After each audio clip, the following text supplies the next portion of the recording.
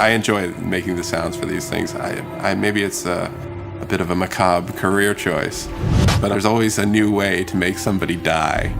That sounds horrible, but it's true.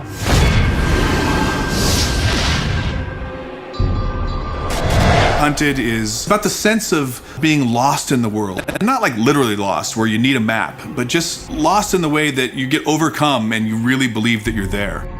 The goal for me is to try and get the player to be excited about what's around the corner. You know, what's happening next? What can I find? What's gonna make the hairs on the back of my neck tingle? You know, we talk about that a lot with the music.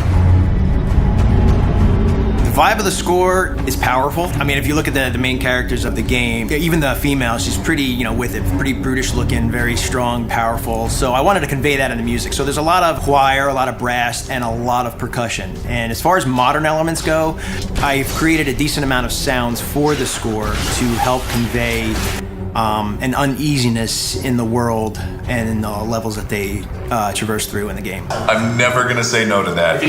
I mean, there's a lot of weaponry, a lot of spell casting, and a lot of hyper crazy kind of sound, but in general, the overall approach is very ambient and kind of creepy, maybe a little bit horror in places.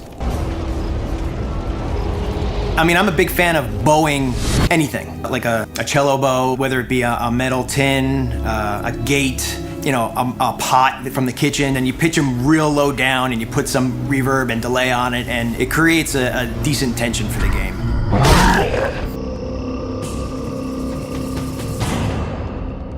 Every sound in the game is designed. There's nothing like a stock library sound in this game. So every single sound, even like the small impacts of the wood breaking as a body falls into it, it's, you know, a multi-layered sound of like crunchy stuff up top and then this stuff up here.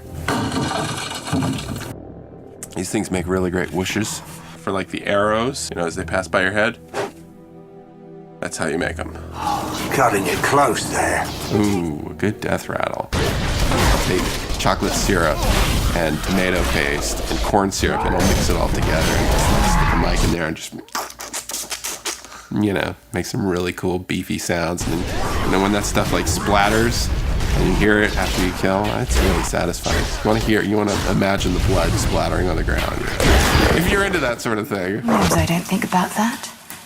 I never think about that. A lot of the nostalgia of the old dungeon crawly games was all about the Magic Mouth giving you the riddle, or you find the runes written on the wall and you translate them into some mysterious riddle. What we want to do is give that same kind of fun, like, I figured it out, or I've been thinking about it all night and I woke up in the morning with the answer. We wanted the puzzles of our game to blend into the mythology and blend into the environments and be true to where they are. You know, you may break through a wall and find out there's a huge other area behind it that you didn't know existed, and those are all over our world.